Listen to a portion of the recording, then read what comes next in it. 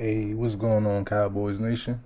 This video we're gonna break down some things that are coming out as far as news, post draft, pre mini camp, rookie mini camp. Some of the stuff that came out earlier this week. We basically understand the position with the Micah Parsons draft pick. The plan with playing with him going into mini camp, OTAs, things of that nature, is for him to play middle linebacker. Yeah, right now I'm at Mike linebacker, and looking at the playbook. This is a position for me to go sideline, make a lot of plays, and really stop that run. How it's supposed to do. At this point, I'm going to lean towards the fact that it was all about the best overall fit for not just for him but for the other players on the team. So from the outside looking in, I'm assuming that they don't really have a middle linebacker, a player that they feel as though can line up at that position game in and game out, and that's why you see him line up there to start our mini camps. Only because like I would think that is the most important position among the linebackers, and I think he has the best traits to complete what they're asking as far as blitzing the passer and stopping the run. A lot of people get that confused where they think his run game defense isn't on par with the other linebackers. It's probably the best, to be honest. I think when you look at his film and how he breaks down blockers, disengages, and attacks the ball, it's incredible for him to already be at that level with only about 2 years of experience at the position. And also it shows that the other linebackers they fit other roles before middle linebacker, because to start a middle linebacker or start a rookie there, that's probably the hardest position to learn. So from my point, I think it's just something that's to keep an eye out on, based on the other linebackers and what their role is going to be going forward. Also, with the schedule dropping out, it's a couple highlights. From my understanding, we only have about 3 primetime games. Normally, I'm not really sure. I think sometimes we have more than that. I know we do have the Thanksgiving game also. So I can review it and just to make sure, but it doesn't seem like it's like most games are prime time. But we do have a lot of great opponents. We play the Vikings, the Bucks, the Chiefs.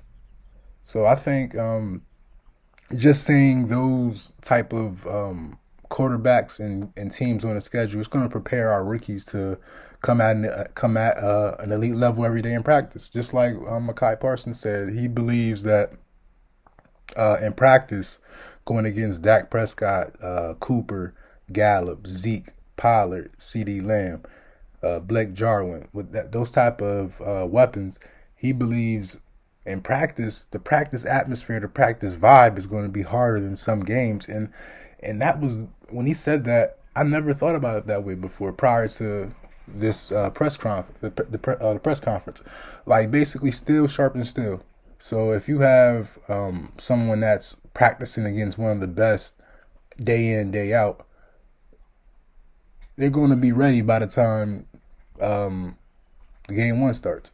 And the people they going against in practice is better than some of the players that's on the other teams.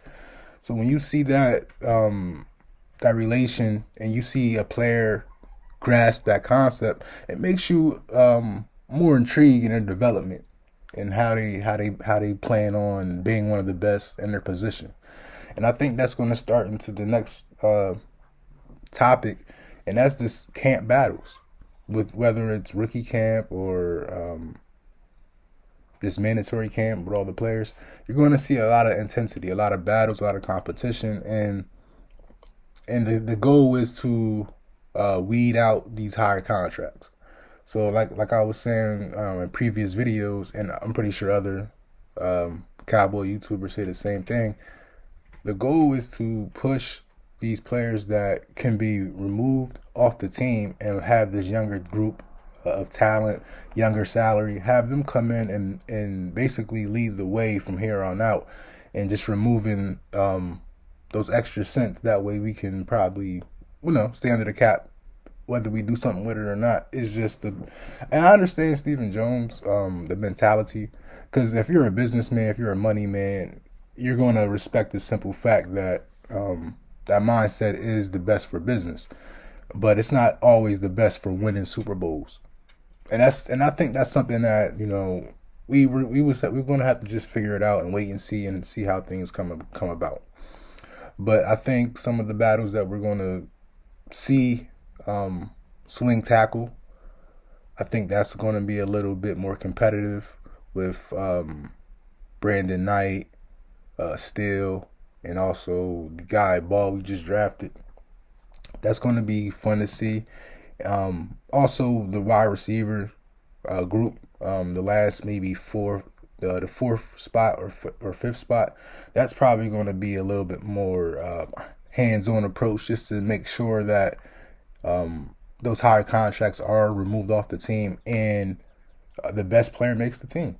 If you can, actually be a receiver, because I think a lot of the receiver draft spots basically were taken up by guys that weren't really receivers, as far as like the end of the draft, like, or the end of the actual roster. Like the last, maybe if we carry six, the 5 or 6 spot receiver, they were really like projects. Like they weren't really receivers. They were like, oh, they're good at this one thing, so we're gonna make sure that they stay great at this one thing. And I think that's something that we won't see that too much this season. I think we're gonna have great position depth, and I think that going forward, if there was an injury, we'll be fine as far as certain players. I think if that goes out, it's a wrap. It don't really matter, who the backup is, in my opinion. And then I think that's something that we really, as fans, we're hyped to see. We're ready to see these guys come in and make impacts, and see who can step up first game of the season, and then throughout the season. So from here on out, man, it's going to be grind time, man. I think all Cowboy Nation is ready.